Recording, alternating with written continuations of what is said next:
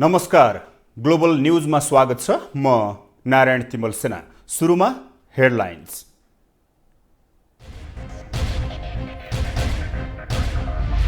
राष्ट्रपतिबाट राजनीतिक दल सम्बन्धी दोस्रो संशोधन अध्यादेश जारी। माधव नेपाल र महन्त ठाकुरले गराए निर्वाचन आयोगमा दल दर्ता। एमालेको कारबाही रोक्न नेपाल पक्षका 14 जना सांसदको गुहार। संसद सचिवालयले निवेदन दर्ता गर्न मानेन। डोरमणीको राजीनामा सँगै अष्टलक्ष्मी साक्य बागमती प्रदेश एमाले संसदीय दलको नेता मुख्यमन्त्री बन्ने बाटो खुल्यो। सफा स्वच्छ काठमाडौँ नारामा मात्रै सीमित। महानगरको फोहोर अझै उठेन। महानगर प्रमुख भन्छन् वर्षा भइरहे समस्या हुन्छ। र 13औं साफ फुटबलको तालिका सार्वजनिक। पहिलो खेलमा नेपालले मालदिभ्सको सामना गर्ने।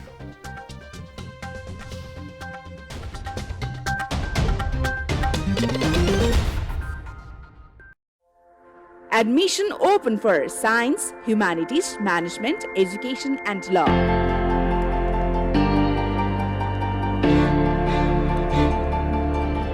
Think Venus, achieve your goal. नियमा आयुर्वेद बौद्ध काठमाडौँ। हाम्रा सेवाहरू दक्ष तथा अनुभवी आयुर्वेद चिकित्सकद्वारा सम्पूर्ण रोगहरूको उपचार, पञ्चकर्म, अकुपञ्चर तथा थेरापीको स्तरीय सेवा, छ्यारसूत्र पद्धति एवं औषधि सेवनबाट पाइल्स, फिसर र फिस्टुला एवं मलद्वार सम्बन्धी सम्पूर्ण रोगको सहज उपचार। कुनै पनि पुरानो बात, नसा तथा हड्डी खिएको उपचार, महिला तथा प्रसुति सम्बन्धी रोगहरू, यौन सम्बन्धी रोगहरू, अनावश्यक कोठी तथा मुसाहरू सहज रूपमा हटाउन, पुरानो ग्यास्ट्रिक, कब्जियत र अल्सरको उपचार, दम, पुरानो खोकी, रोग प्रतिरोधात्मक क्षमता वृद्धि गर्न, माइग्रेनको सफल उपचार। नियमा आयुर्वेद बौद्ध काठमाडौँ, बौद्ध स्तूपा नजिकै। Phone number 4913 534, mobile 9860 38 42 32। Admission open for Science, Management, Humanities, Jaya Multiple Campus, Gokarneswar 8, Makalbari, Kathmandu. Phone number 9851223214, 5134140, 5134081. info@jmcampus.edu.np.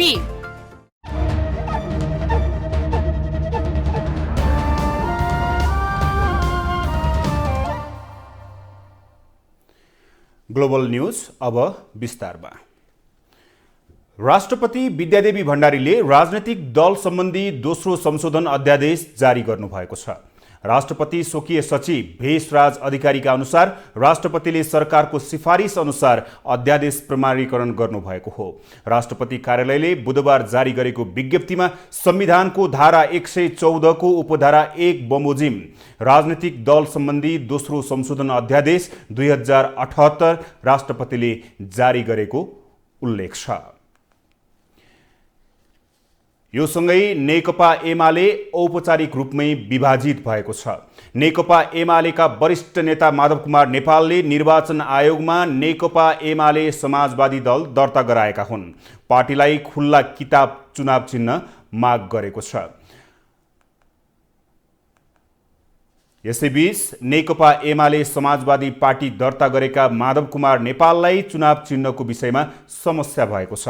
चुनाव चिन्ह खुल्ला किताब दाबी गर्दै नेपाल समूहले आयोगमा दल दर्ता गर्ने क्रममा समस्या भएको हो। नेपाल समूहले दाबी गरेको खुला किताब चुनाव चिन्ह यस अघि नै स्वागत नेपाल नेतृत्वको उन्नत लोकतान्त्रिक पार्टीले पाइसकेकोले अहिले समस्या भएको हो। नेपाल समूहले खुला किताब पाउन लागेको थाहा पाएसँगै उक्त पार्टीका केन्द्रीय सदस्य बोधराज न्यौपानेले आयोगमा पुगेर ध्यानाकर्षण गराएका छन्।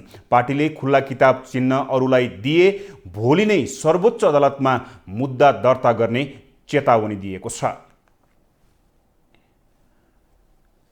यसैबीच दल दर्ता सम्बन्धी अध्यादेश जारी भएसँगै जनता समाजवादी पार्टी जसपाका नेता महन्त ठाकुरले नयाँ पार्टी दर्ताका लागि निर्वाचन आयोगमा निवेदन दिएका छन्। सरकारले राजनीतिक दल सम्बन्धी अध्यादेश जारी गरेपछि नेता ठाकुर समूहले नयाँ पार्टी दर्ताको निवेदन दिएको हो।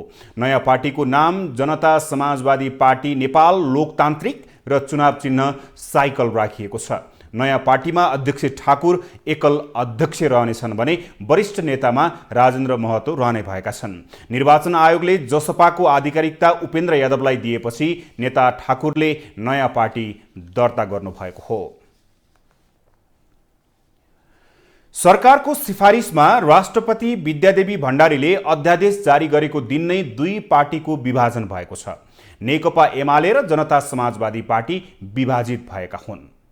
राष्ट्रपति विद्यादेवी भण्डारीबाट बुधबार दल विभाजन सम्बन्धी अध्यादेश जारी भएको केही समयमा नै मुख्य विपक्षी दल नेकपा एमाले र जनता समाजवादी पार्टी विभाजित भएका छन्। एमालेका वरिष्ठ नेता माधव कुमार नेपालको नेतृत्वमा नेकपा एमाले समाजवादी र जसपाका अध्यक्ष महन्त ठाकुरको नेतृत्वमा जनता समाजवादी लोकतान्त्रिक पार्टी निर्वाचन आयोगमा दर्ता भएको हो।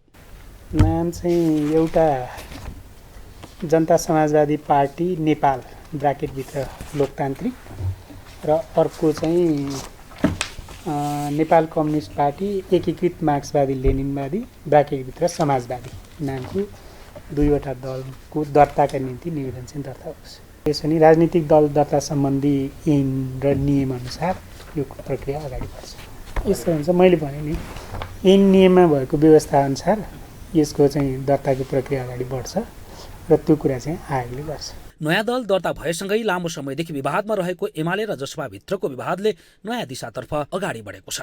नवगठित पार्टी दर्ताका लागि एमालेका तर्फबाट नेपालसहित नेता मेटमणि चौधरी, रामकुमारी झाँकी र राजेन्द्र पाण्डे लगायतका नेता निर्वाचन आयोग पुगेका थिए। वरिष्ठ नेता झलनाथ खनालको समेत साथ रहेको दावी गरेका नेपाल पक्षले नयाँ दलमा 95 सदस्यीय केन्द्रीय कमिटी रहने बताएका छन्। दल दर्ताको प्रमाणपत्र प्राप्त भएपछि राष्ट्रिय सम्मेलन गर्ने नेताहरूको भनाइ छ।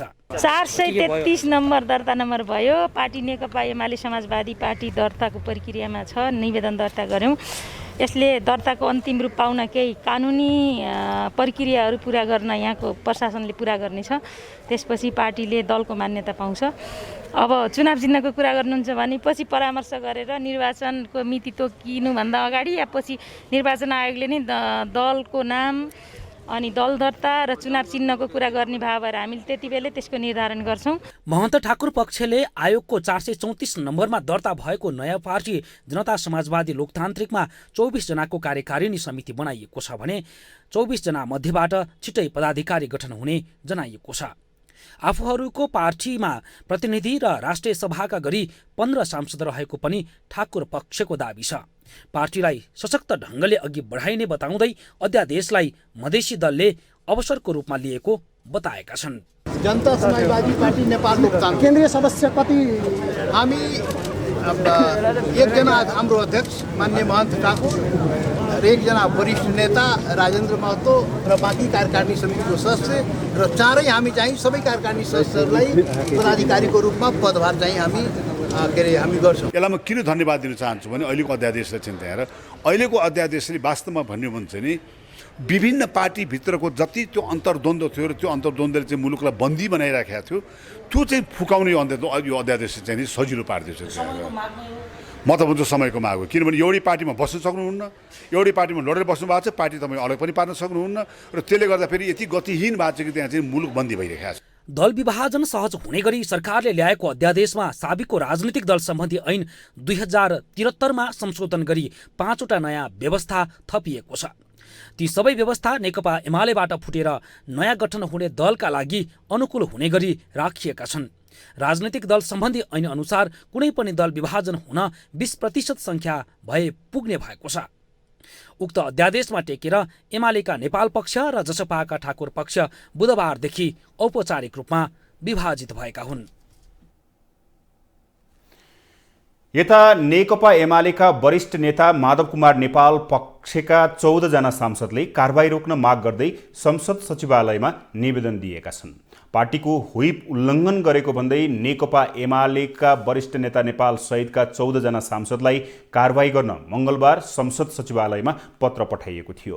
पत्र अनुसार कारबाही गर्न नमिल्ने तर्क गर्दै नेपाल पक्षका 14 जना सांसद आज संसद सचिवालय पुगेर महासचिव डाक्टर भरतराज पोखरेललाई निवेदन बुझाएका हुन्।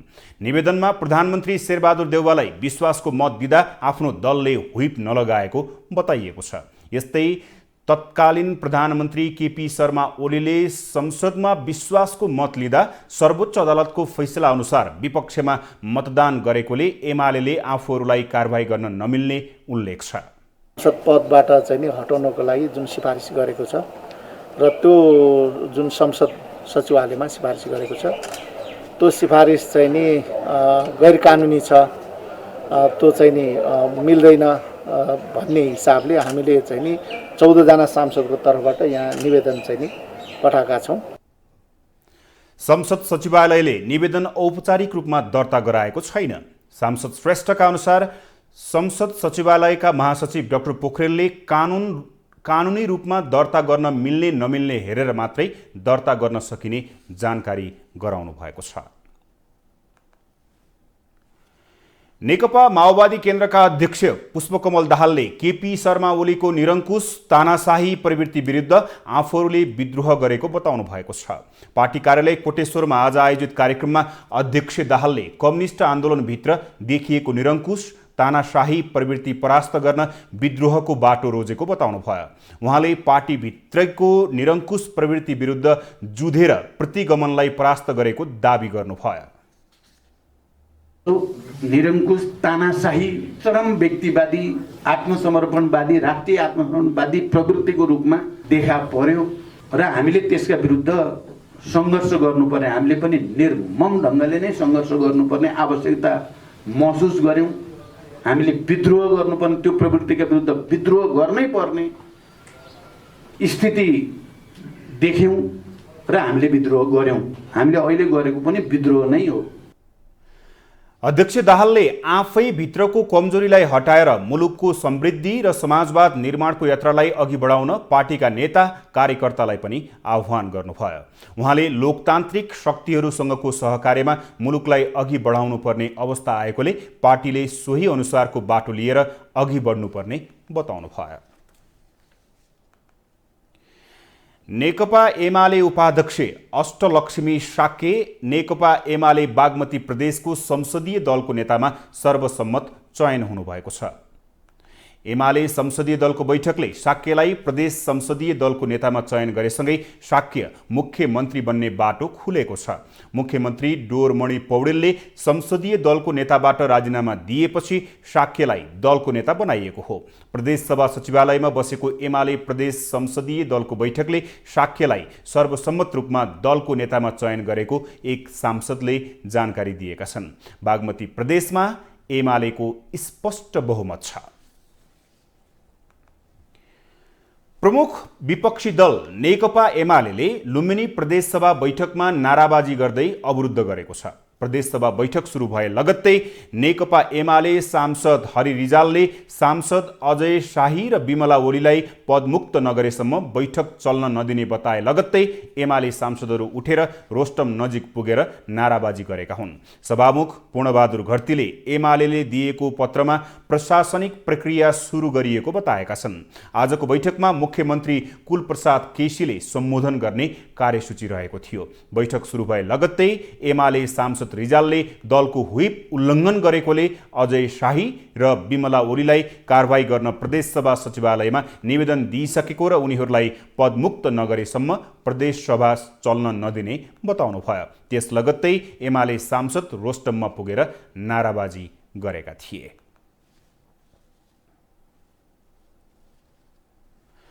ग्लोबल न्यूजमा अब एकैछिन brake.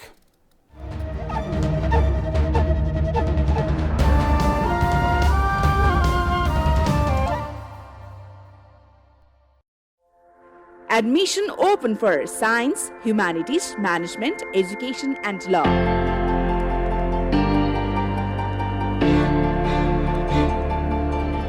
Think Venus. Achieve your goal.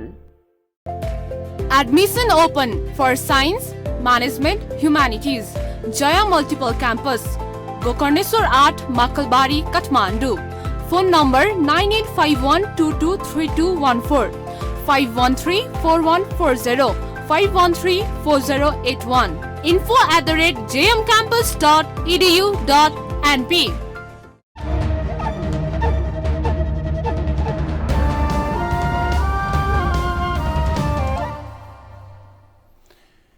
ब्रेकपछि स्वागत छ। अब बाँकी न्युज। नेपालमा कोरोना संक्रमणले थप 42 जनाको मृत्यु भएको छ। स्वास्थ्य तथा जनसङ्ख्या मन्त्रालयका अनुसार पछिल्लो 24 घण्टामा 3403 जनामा संक्रमण पुष्टि भएको छ। 11,839 PCR परीक्षणमा 2,613 जना र 4,979 एन्टिजेन परीक्षणमा 790 जना संक्रमित पाइएका हुन्। काठमाडौँ उपत्यकामा मात्रै 993 जना संक्रमित भेटिएका छन्। मन्त्रालयका अनुसार पछिल्लो 24 घण्टामा 2,104 जना संक्रमण मुक्त भएका छन्। हाल देशभर सक्रिय संक्रमितको संख्या 40,338 रहेको छ।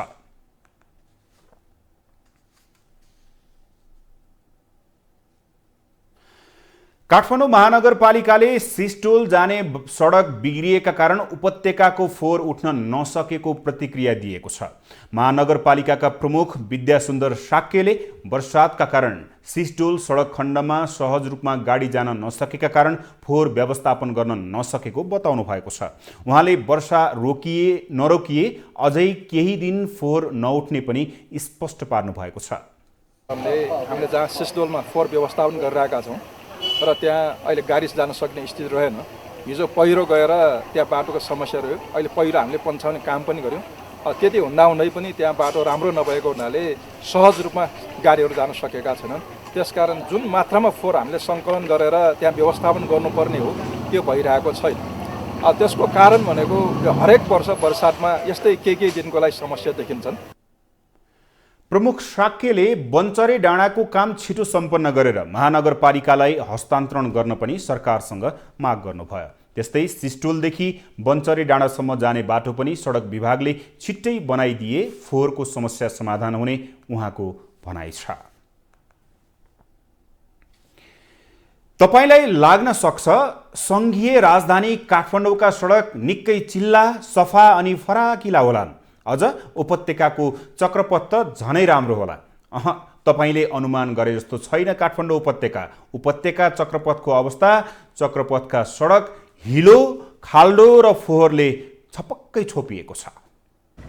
यो दृश्य हो उपत्यकाको चक्रपथको। देख्नुभयो नि, वनस्थलीदेखि वसुन्धरासम्मको यो चक्रपथको कन्तबिजोग। चक्रपथको यो कन्तबिजोग यस वर्षको मात्र होइन, विगतका वर्षहरूदेखि नै यस्तो हालत हुँदै आएको छ। हुन त चक्रपथ विस्तार गर्ने सरकारी योजना नभएको पनि होइन, तर सरकारी लाचार प्रवृत्तिले चक्रपथ दुर्घटना र दुर्गन्धको कारक बनेको छ।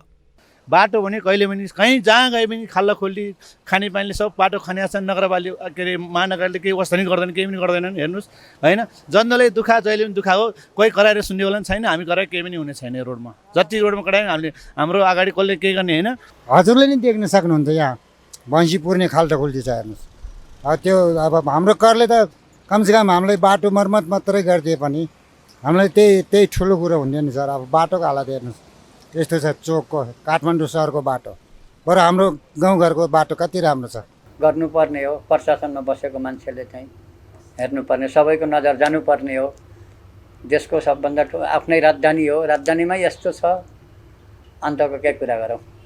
महानगर चाहिँ यो विद्यासुन्दर साक्यले यस्तोमा चाहिँ ध्यान दिनुपर्ने हो। अब ऊ चाहिँ अब यता केही वास्दै गरेको छैन, कता कता गएछ, यो पनि महानगरको हो नि होइन। उसको चाहिँ जिम्मेवारी हो। जिम्मेवारी लिइसकेपछि कर्तव्य त निभाउनु पर्यो, गर्नुपर्ने गरेन के। करिब 10 वर्ष अघिबाट सुरु भएको चक्रपथ सडक विस्तारको काम जहाँको त्यही छ। चक्रपथको कलङ्की महाराजगञ्ज धोबी खोला खण्ड विस्तार गर्ने सरकारी योजना हो। त्यसको साइड क्लियर पनि गरिएको छ। सडक आसपासको तार पनि हटाइएको छ। तर जुन गतिमा चक्रपथको काम अघि बढ्नुपर्ने हो त्यो गतिमा कामको प्रगति पटक्कै छैन। जसको परिणाम सडकमा ठूला ठूला खाल्डा, गुडासम्म आउने हिलो र खाल्डामा पानी जमेको छ। लामो समयदेखि खनेको ढलको खाल्डो र यसैबाट बनेको हिलो र चिप्लो बाटोले सबैलाई हैरानी दिएको छ। करिब 3 वर्षमा सडक विस्तार गरिसक्ने लक्ष्य राखिएको यो सडक विस्तार आयोजनाको विस्तृत परियोजना प्रतिवेदन डिपिआर भने कोरोनाको न्युमा अड्किएको छ। चीनको सहयोगमा चक्रपथ विस्तार गर्ने आयोजना अघि बढ्ने हो, तर आयोजनाले आफूले गर्ने काम पनि गरेको छैन। डिपिआर तयार नभएर आयोजना अघि नबढेको आयोजना प्रमुख अर्जुन सुवाल बताउँछन्। सुरुमा त अब डिजाइनै एप्रुभ भएको छैन। उहाँहरू आएर डिजाइन गर्नुहुन्छ। सुरुमा त डिजाइनमा अब केही फल्ट्सहरू छ कि छैन भनेर विभागमा हामी छलफल गर्छौँ। अब फर्स्ट चाहिँ कुनै डिजाइन त्रुटि भयो भने फेरि अब हतार गरेर फेरि अघि समस्या हुन्छ। त्यो हामी त्यो डिजाइनलाई उहाँले जुन डिजाइन हुनुहुन्छ नि त्यसलाई हामी धेरै सूक्ष्म तरिकाले अध्ययन गरेर त्यसमा चाहिँ अब चाहिँ केही मिस्टेक नहोस् भनेर चाहिँ हामी त्यसमा लाग्छौँ। त्यो भने हामी यो आर्थिक वर्षमा चाहिँ सुरु हुनुपर्ने हो। उपत्यकाको मूल सडकको हालत त यस्तो छ भने दुर्गमका सडक कस्ता होलान्? तपाईले यो दृश्य देखेपछि आफै आकलन गर्नुभएको होला। यसरी समयमा सडक व्यवस्थित नहुँदा नागरिकले दैनिक धुलो, धुवाँ र हिलाम्य सडकको शास्ति खेपिरहेका छन्। तर आयोजनाले दिन गिन्ती गरेर टार्दै आएको छ। ग्लोबल टेलिभिजनका लागि क्यामेरामा राजन राज पराजुलीका साथ अनिल लिम्बू, काठमाडौँ। उपत्यकाको चक्रपथका सडकको अवस्थापछि उपत्यकाकै अर्को भक्तपुर जिल्लाको प्रसङ्ग। भक्तपुरको मध्यपुर ठिमी नगरपालिकामा विद्युतीय भूमिगत तार बिछ्याउन थालेपछि स्थानीय बासिन्दाले अवरोध गरेका छन्। वर्षौंदेखि अलपत्र रहेको सडक झन बिगार्न लागेको भन्दै ठिमीवासी आक्रोशित छन्। हामी यति बेला थिमी नगरपालिकामा छौँ। लाखौं करोडौं खर्च गरेर पार्क बनाउन सक्ने नगरपालिकाले आफ्नो कार्यालय छिर्ने एउटा सामान्य बाटो समेत पिच गर्न सकेको छैन। सुस्तरी बोल्दा ठिमी नगरले सुनेन। स्थानीयको आग्रह, घर आँगनको सडक वर्षौंदेखि अलपत्र भएको माग राख्दै पटक पटक नगर धाए स्थानीयले, तर सुनवाई पटक्कै भएन र अन्तमा विरोध स्वरूप सडकमै स्थानीयले सडक अवरोध गरेका छन्। लौ हेर्नुहोस्, नगरपालिका कार्यालय आवत जावत गर्ने मुख्य सडकको त हालत नै यस्तो छ भने अन्यको अवस्था झनै अस्तव्यस्त छ। नगरपालिकाले सडक नबनाई विद्युतीय भूमिगत तार बिछ्याउन थालेपछि स्थानीय र नगरबीच विवाद झनै बढेको हो। अति भएपछि खत्ती हुन्छ भने झैं स्थानीयको कुरै नसुनेपछि विरोध स्वरूप सडकमै अवरोध गरेको उनीहरूले बताएका छन्। पहिलादेखि नै हामीले यो वडै नभएको जस्तो वडा कार्यालय गयो भने हामीले नगरपालिका ताक्छ, नगरपालिका गयो भने वडा कार्यालय बजेटको कुनै पनि विनियोजन गरेको छैन जस्तो हामीले चाहिँ झुलिराखेको छ। 11,000 भोल्टेजको यहाँ तार, हाइड्रेसनको तार राख्ने भनेको छ। मेन भनेको यहाँ मात्रै टार्गेट गरेर राख्नुको कारण के हो त्यो उहाँहरूले नै थाहा होला। किन रोकेको भने यसमा हाई भोल्टेज हाल्नुपर्छ अरे। हाई भोल्टेज त इम्पोर्टेन्ट छैन नि त, पहिला पिच इम्पोर्टेन्ट हो नि त। पिच हाल्नु न, त्यसपछि हाई भोल्टेज भने कति मिटर मुनि राख्ने हो, के गर्ने हो, त्यसमा पो समस्या निस्किन्छ। यो हामीलाई 4-5 वर्ष भइसक्यो मेयरले तपाईँको पिच गर्ने भएर पिच रोकिरहेको छ। पिच यहाँ गर्न दिएको अवस्था छैन होइन। यहाँ तपाईँको धाराको पाइप छ त, ल धाराको पाइपसँगै तपाईँको अस्ति नै हाइड्रेसन तारको 11,000 भोल्टेजको राखेर ल्याएको थियो, त्यो हामीले रोकेको। त्यो रोकेको कारणले चाहिँ तपाईँको पिच नभएको यो। लामो समयसम्म सडक बनाउन पटक्कै ध्यान नदिने नगरले दुई पक्षको विवाद भएको बहाना गर्दै आएको छ। एक पक्ष हाइटेन्सनको तार बिछ्याएर सडक कालोपत्र गर्न दिने र अर्को पक्ष हाइटेन्सनको तार बिछ्याउन नदिने गरेकाले सडक निर्माणमा कठिनाई भएको नगरको हलुका जवाफ छ। त्यो बाटो बनाउनलाई एउटा त्यहाँ दुईटा किसिमको एउटा चाहिँ अवरोध आइरहेछ। नगरपालिकाले विगतमै त्यहाँ चाहिँ त्यो बाटोको स्तरोन्नति र त्यो बाटोमा चाहिँ एउटा हाइटेन्सन लाइनको प्रब्लम चाहिँ हाइटेन्सन लाइनलाई चाहिँ अन्डरग्राउन्ड भएर जाने, अन्डरग्राउन्डको काम पुरा गरिसकेपछि त्यसलाई चाहिँ अनि बाटो चाहिँ कालोपत्री गर्ने भन्ने खालको एउटा अवधारणा रहेको र त्यसको लागि बजेट पनि विनियोजित भइसकेको छ। तर त्यहाँनिर चाहिँ समस्या स्थानीयहरूको चाहिँ के आइरहेछ भन्दाखेरि एउटा पक्षले चाहिँ हाइटेन्सन लाइन जरुरत छैन, यो जमानादेखि यसरी नै बसिरहेको, कसैलाई चाहिँ हाइटेन्सन लाइनलाई अब अन्डरग्राउन्ड गर्न परेन। अब अहिले आएर चाहिँ हामीहरूकै घर अगाडि आएर हाइटेन्सन लाइन ल्याउनु पर्ने, यसको असुरक्षाको कुराहरू, त्यो कारणले गर्दा उहाँ चाहिँ हाइटेन्सन लाइन चाहिँ जरुरत छैन, अहिलेलाई चाहिँ बाटै कालोपत्र गर भन्ने चाहिँ उहाँ एक थरीको धारणा छ।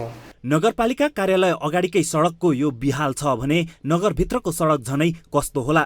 नगरले सडक बनाउने भन्दा बहानाबाजी गर्दै आएको छ। घर दैलोकै सरकार भएर पनि नागरिकले सडक बनाइदेऊ भन्दा पनि नसुन्ने नगरले अन्य क्षेत्रमा झन् के विकास पो गरेको होला र?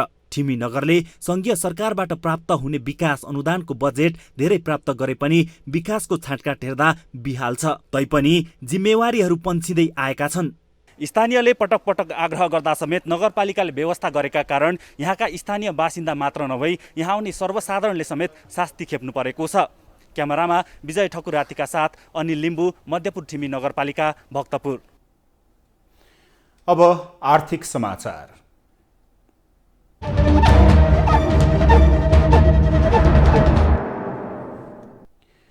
काठमाडौँको दरबार मार्ग स्थित होटल अन्नपूर्णका कर्मचारीहरूले व्यवस्थापन विरुद्ध कडा सङ्घर्ष गर्ने चेतावनी दिएका छन्। कोरोना संक्रमणका बेला आफूहरूलाई न्यूनतम तलब समेत नदिएको भन्दै उनीहरू होटल परिसरमा प्रदर्शनमा उत्रिएका हुन्। उनीहरूले सरकारले कोरोना कालमा दिने भनेको न्यूनतम मासिक पारिश्रमिक समेत विगत 2 वर्ष यता नदिएको भन्दै आन्दोलनमा उत्रिएको बताएका छन्। अहिले 4500 रुपियाँ 5000 को दरले दिने गरेको छ। त्यो पनि होटल व्यवस्थापनले अहिले दिएको अवस्था छैन र अबका दिनमा पनि हामीले विभिन्न लिनुपर्ने अवस्थाहरू त धेरै छन्, तर अहिलेको अवस्था भनेको हामीले न्यूनतम बाँचौँ है मात्रै भन्दा पनि व्यवस्थापनले केही कुरा सुनेको छैन। त्यसैले हामीले तीनवटै क्रियाशील युनियनहरू र सम्पूर्ण मजदुरहरूलाई आह्वान गरेर अब हामीले सङ्घर्षका कार्यक्रम अगाडि बढाउँदैछौँ। होटल अन्नपूर्णमा करिब 200 जना कर्मचारी कार्यरत रहेको बताइएको छ। उनीहरूले तत्काल होटल सञ्चालन गरी आफूहरूको बाँच्न पाउने अधिकार सुनिश्चित गर्न होटल व्यवस्थापनलाई दबाब दिएका छन्। यता नेप्से परिसूचक हालसम्मकै उच्च बिन्दुमा पुगेको छ। बुधबार नेप्से परिसूचक 3200 नजिक पुगेर नयाँ रेकर्ड कायम भएको हो। यसअघि 3179 अङ्कमा पुगेर नयाँ रेकर्ड कायम भएको थियो। नेप्से परिसूचकसँगै कारोबारमा पनि बुधबार उत्साह देखिएको छ। कारोबार रकमले भने 21 अर्ब माथिको यसअघिको रेकर्ड तोड्न भने सकेन। अब अन्तर्राष्ट्रिय समाचार।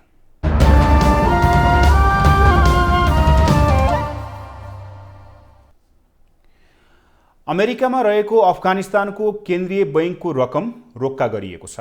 अमेरिकाले अफगानिस्तानको केन्द्रीय बैंकको नाममा अमेरिकामा रहेको 9 अर्ब 50 करोड बराबरको सम्पत्तिलाई तालिबानको पहुँचमा पुग्न नदिने भएको छ। अमेरिकी अधिकारीका अनुसार अफगान सरकारको स्वामित्व रहेको सम्पत्ति हाललाई तालिबानलाई नदिने निर्णय भएको हो।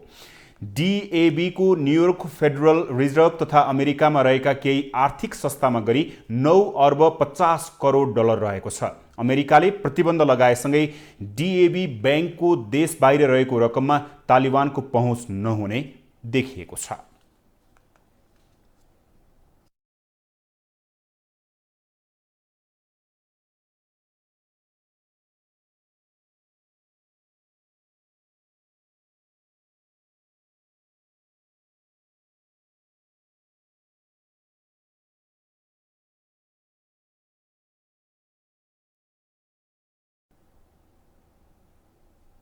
अब स्पोर्ट्स न्यूज।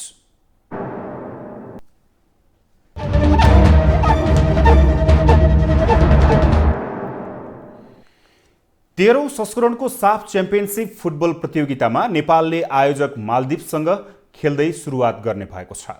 दक्षिण एसियाली फुटबल महासंघ साफले आज 13औं संस्करणमा 5वटा देशलाई सहभागी बनाई जारी गरेको तालिकामा नेपालले पहिलो प्रतिद्वन्दी मालदिप्स पाएको छ। वर्ष दिनपछि धकेलिएको 13औं संस्करणमा आयोजक मालदिप्स, भारत, नेपाल, बङ्गलादेश र श्रीलङ्काको सहभागिता रहने निश्चित भएको हो। यस संस्करणमा भुटान र पाकिस्तानको सहभागिता नहुने निश्चित भएको छ। यसअघि भुटानले सहभागिता जनाउन सक्ने संकेत दिएको थियो, तर अन्तिम समयमा सहभागिता कोरोनाका कारण नजनाउने भएपछि भुटानसँगै फिफाबाट निलम्बनमा परेको पाकिस्तान पनि प्रतियोगिताबाट बाहिर रहने भएका हुन्। 5 राष्ट्र सहभागिता रहने प्रतियोगिता असोज 15 गतेदेखि 27 गतेसम्म आयोजना हुँदैछ।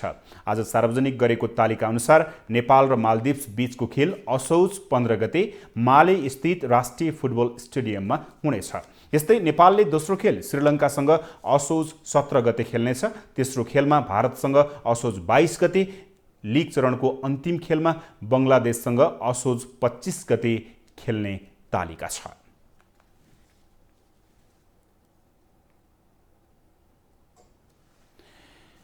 नेपाली क्रिकेटका स्पिनर सन्दीप लामिछानेले Caribbean premier league CPL cricket प्रतियोगिता गुमाउने भएका छन्। CPL र नेपाली राष्ट्रिय क्रिकेट टोलीका अन्तर्राष्ट्रिय प्रतियोगिताको मिति सँगसँगै पर्न गएपछि चर्चित लिग CPL सन्दीपले गुमाउने पक्का भएको हो। विश्वकप लिग 2 अन्तर्गत ओमन र अमेरिकासँग त्रिदेशीय श्रृङ्खला खेल्न नेपाली टोली अगस्तको अन्तिममा ओमन प्रस्थान गर्दैछ। CPL पनि अगस्त 26 तारिखमा सुरु हुँदैछ। त्रिदेशीय श्रृङ्खला अघि नेपालले पपुवा न्यू गिनीसँग 2वटा एकदिवसीय खेल खेल्नेछ। ग्लोबल न्यूजको अन्त्यमा अहिलेसम्मका हेडलाइन्स पुनः एकपटक। राष्ट्रपतिबाट राजनैतिक दल सम्बन्धी दोस्रो संशोधन अध्यादेश जारी। माधव नेपाल र महन्त ठाकुरले गराए निर्वाचन आयोगमा दल दर्ता।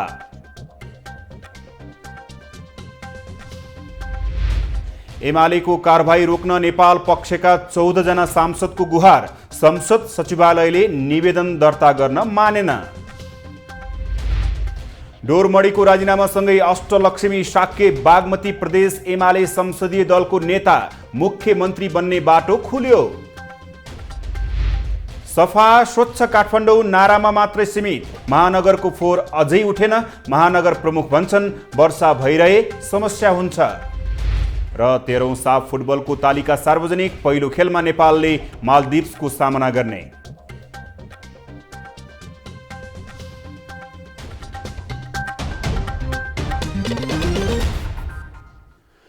हवस् त अहिलेलाई ग्लोबल न्यूज यति नै। ग्लोबल टेलिभिजन तपाईँ फेसबुक तथा युट्युबमा पनि प्रत्यक्ष हेर्न सक्नुहुनेछ।